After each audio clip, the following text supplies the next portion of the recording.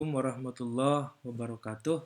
Pada video kali ini saya akan membahas salah satu soal yang sudah saya sampaikan pada video sebelumnya berkaitan dengan materi kongruensi segitiga terutama pada postulat 12 dan 13.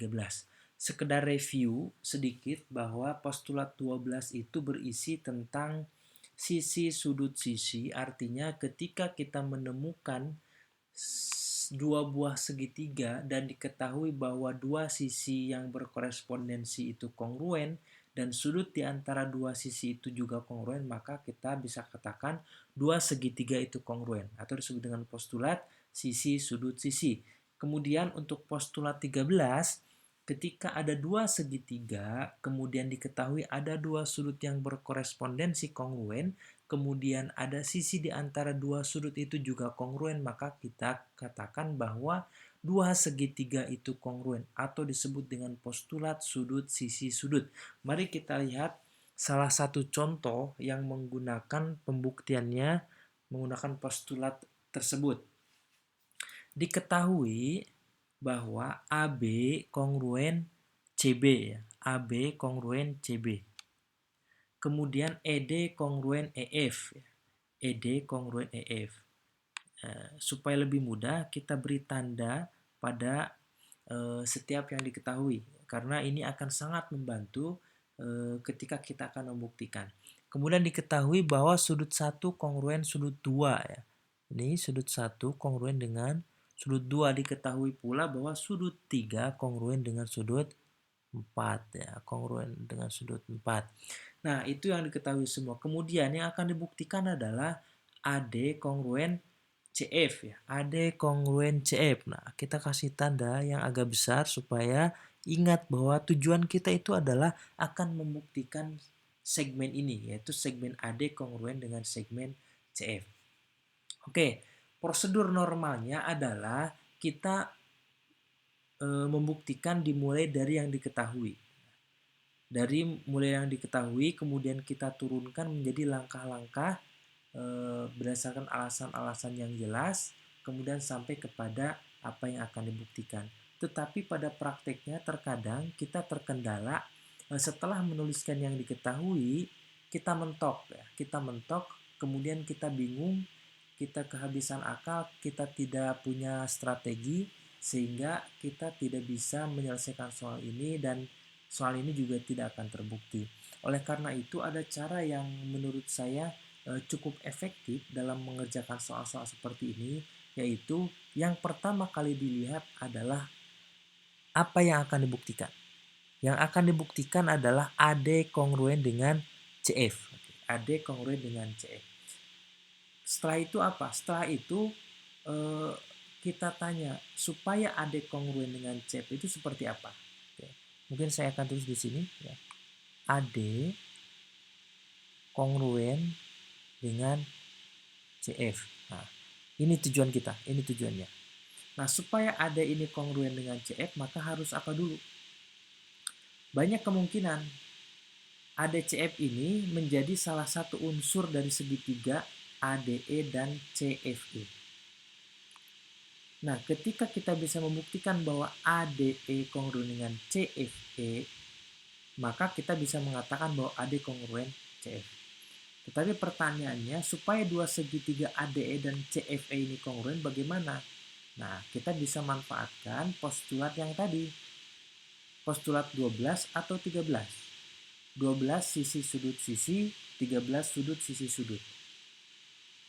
Maka yang lebih tepat untuk kita terapkan di sini adalah postulat 12 atau postulat sisi sudut sisi. Kita sudah punya sisi, kita sudah punya sudut, maka kita harus buktikan bahwa sisi AE kongruen dengan sisi EC atau CE. Ya. Ketika sisi AE kongruen dengan sisi CE, ya, maka kita bisa katakan segitiga ADE kongruen dengan CFE. Tadi supaya sampai ke AD kongruen CE tadi segitiga AED ya, AED kongruen dengan segitiga CEF ya. CEF.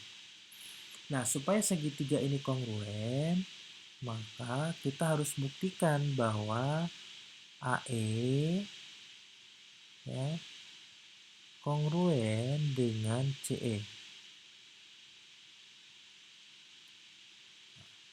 Bagaimana supaya AE kongruen dengan CE? Maka kita harus bisa buktikan segitiga ABE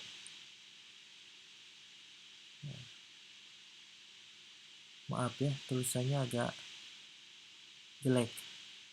Kongruen dengan segitiga CBE ya. Nah, kalau sudah seperti ini, kita sudah tahu apa yang harus kita mulai. Dari mana kita harus memulai? Dari sini kelihatan kita harus memulai dari sini. Nah, setelah itu hubungkan dengan yang diketahui di sini. Nah, coba lihat. Ya. Dari yang diketahui ini, supaya mengarah ke pernyataan ini bagaimana? Dari sini sudah diketahui bahwa sudut 1 kongruen sudut 2, kemudian AB kongruen CB. Maka kita bisa tuliskan pembuktiannya. Oke, seperti biasa ini ada 2 kolom, pernyataan, ini alasan. Ya. Jadi yang pertama kita tuliskan adalah diketahui AB kongruen CB. AB kongruen CB. Ini diketahui CB ya. Kemudian yang kedua, yang diketahui apa? Yang dibutuhkan saja dulu, tidak perlu dituliskan semuanya. Yang dibutuhkan adalah sudut 1 kongruen dengan sudut 2. Ini juga diketahui ya. Nah, kemudian nomor 3 baru kita bergerak ke pernyataan yang ini. Supaya ABE kongruen dengan CBE, maka kita butuh satu sisi supaya kita bisa gunakan postulat sisi sudut sisi, yaitu sisi BE. Maka kita bisa tulis pernyataan di sini BE itu kongruen dengan BE dengan dirinya sendiri. Nah, ini menggunakan apa? Menggunakan sifat refleksif. Nah, kalau belum tahu, lihat video sebelumnya. Sifat refleksif.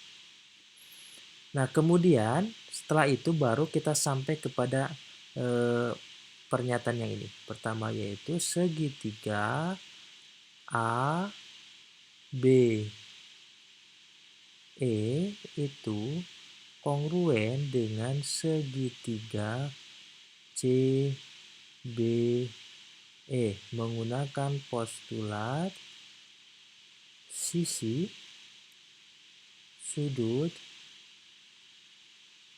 sisi. Sisi sudut sisi yaitu sisi AB, sudut 1 dan sisi BE. Nah, setelah ini baru kita bergerak ke pernyataan yang berikutnya. Gimana caranya supaya AE kongruen CE? Oh, ternyata kalau sudah kongruen segitiga ini kita bisa mengatakan bahwa AE kongruen dengan CE. Nah, pakai apa ini? Pakai definisi poligon kongruensi. Nah, definisi poligon